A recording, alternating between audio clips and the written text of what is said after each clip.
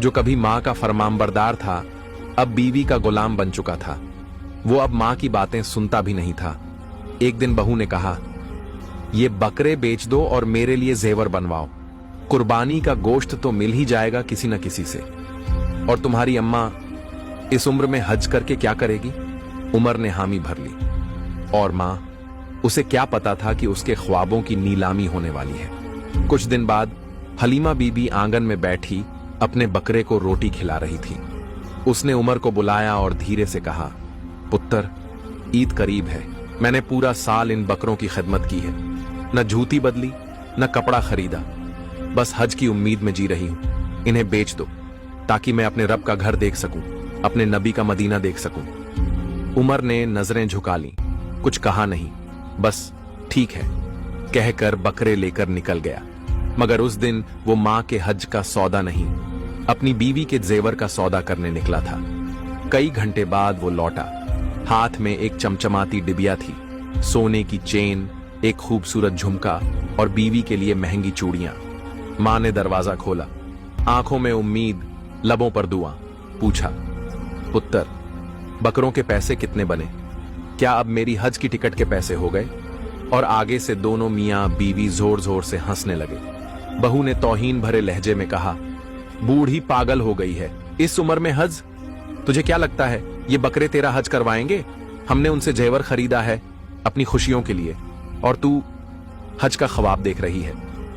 हलीमा बीबी सुनकर सन्न रह गई। उसके दिल के टुकड़े आंखों से आंसू बनकर गिरने लगे। धीरे से बोली, मैंने सारा साल धूप, बारिश, भूख, प्यास सब सहा। टूटे जूते पहनकर सजदों में रोते हुए इन बकरों को अपनी हज की टिकट समझा, और तूने उन्हें जेवर में बदल दिया। बहू ने कमर पर हाथ रख के कहा, जी हां, क्योंकि कुर्बानी का गोश्त तो औरों से मिल जाएगा, और तू हज करके क्या करेगी? उमर चुप था, आंखें झुकी हुई। मां की आंखें पत्थर सी हो गई थीं और हज का ख्वाब चकनाचूर हो चुका था।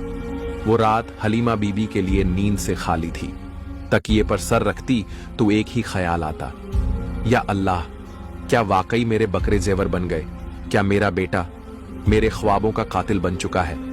सुबह के वक्त अपने कमजोर हाथों से वही पुरानी चादर ओढ़कर धीरे धीरे बेटे के कमरे की तरफ गई। दिल में उम्मीद थी कि शायद उमर ने सिर्फ मजाक किया हो, शायद जेवर बेचकर फिर से बकरे खरीद लाया हो, शायद। लेकिन जो मंजर वहां था उसने उसकी रूह तक हिला दी। बहू अपनी सोने की चेन पहनकर आईने के सामने खड़ी थी, चूड़ियां चमक रही थीं, चेहरे पर घमंड। और उमर बीवी के कदमों में बैठा उसके जूते ठीक कर रहा था। मां दरवाजे में साकित खड़ी थी। एक लम्हे को बहू की नजर मां पर पड़ी और फिर शुरू हुई तंज की बारिश। अरे अम्मा, फिर आ गई ना बकरे? हज हज हज की रट लगाए। आपको क्या लगता है हम जाहिल हैं? ये बकरे क्या आसमान पर ले जाते? हज ख्वाबों में होता है, हकीकत में नहीं। उमर ने नजरें चुरा ली। मां के कदम कांप गए, मगर दिल अभी भी झुका नहीं था। वो धीरे से बोली, पुत्र, मैंने जो कुर्बानी दी थी वो रब के नाम पर थी। मैंने अपनी नींदें, अपना आराम, अपना पेट मारकर वो बकरे हज के लिए पाले थे। और तूने सब बेचकर ये जेवर ले आया? बहू जोर से हंस पड़ी। कुर्बानी के गोश्त का क्या है, लोग दे ही देते हैं। और ये बुढ़िया हज करके क्या करेगी?